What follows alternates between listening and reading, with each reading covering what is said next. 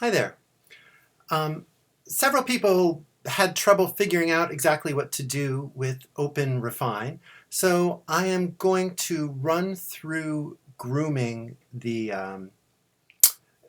campaign expenditures data through OpenRefine, and I'm going to do it step by step, and you can actually work right along with this video to get a nice groomed spreadsheet that should give you some more accurate answers. So first thing, I have my OpenRefine open here. I'm going to load in the Excel file that was downloaded from the Secretary of State.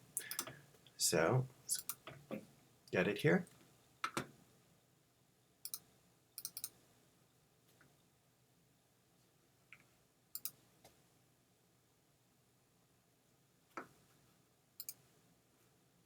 Yeah, let me grab it in a CSV version.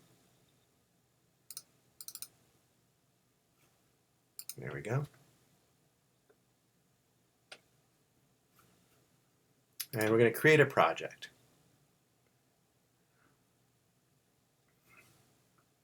Now, what OpenRefine does is it looks for slight variations in the spelling or the formatting of names so that when you do a pivot table, Excel can tell that it's the same thing. So if you the intro to Excel video that was produced by Excel, or by, I'm sorry, the intro to OpenRefine video, the part 1 is actually very good. So I really do recommend that for understanding the function of this program. But just to look at our data here, so this is a list of all the expenditures by political action committees. And so here's the name of the committee. And this non-individual column says what they spent it for. So think of these expenditures as checks. These are all the checks that that the PAC wrote in a year. So there's the committee name, that's what they wrote it to, the date of the expenditure, and the amount.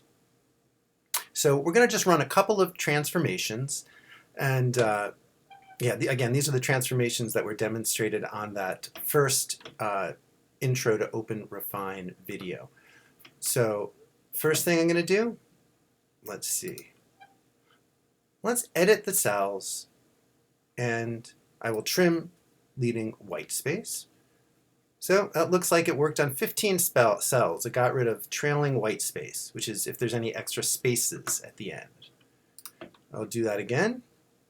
Edit cells, and let's collapse consecutive white space. If there's a double space, that will get rid of it. And there were a lot of those, apparently. Now, not all of these problems are dirt that will interfere with you creating a nice pivot, but some of it is. And then let's do the facet, text facet, cluster.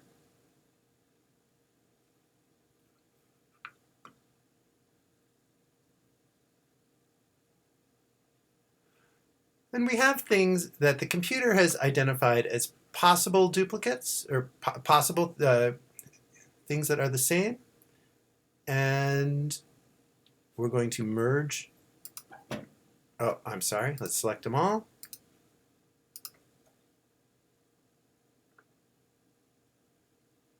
Okay.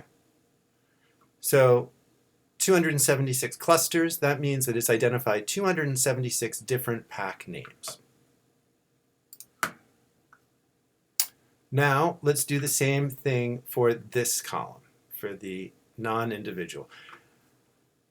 And again, these are the people who they wrote the checks to. And I will do these two edit cells.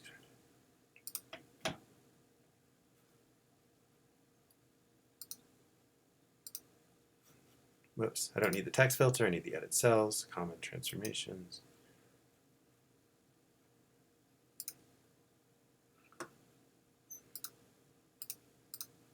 And we will cluster these.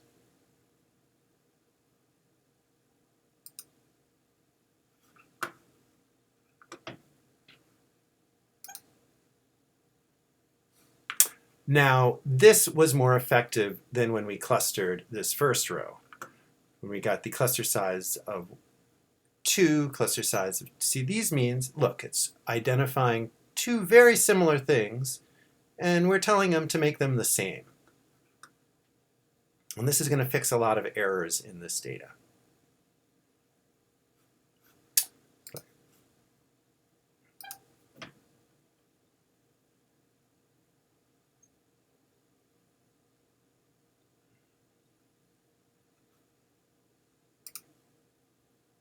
Now that's it. By doing that, we will have cleaned up a lot of dirt in this column, a lot of dirt, less dirt, but some dirt in that column. And these are the two major sources of errors here. The amount, there's not really as much room for error there. So now that we're done, I'm going to export this. I'm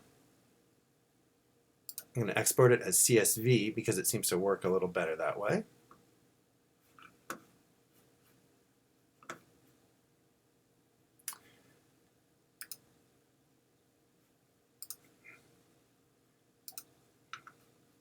And when I open this up in Excel,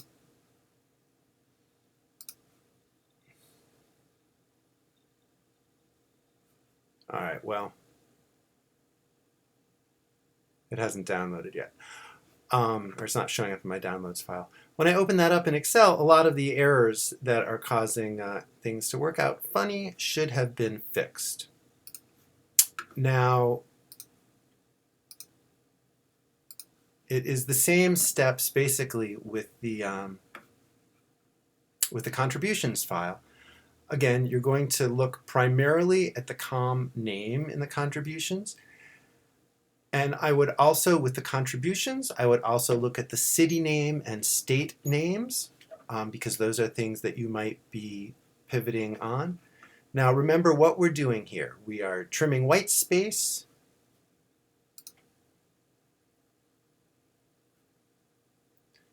Collapsing consecutive white space, so just getting rid of weird blank spaces. And then doing this text facet. And if you do those on the columns that you're going to be working on, that will fix a lot of problems. Okay. If you have a question with this after you give it a try, please send me an email. If you don't get the same results that I got on the partial answer sheet that I sent out, send me an email. Yeah, if you're still confused after looking at this, I'll be happy to do a phone call with you. Just shoot me an email and we'll set it up. Okay. Peace out.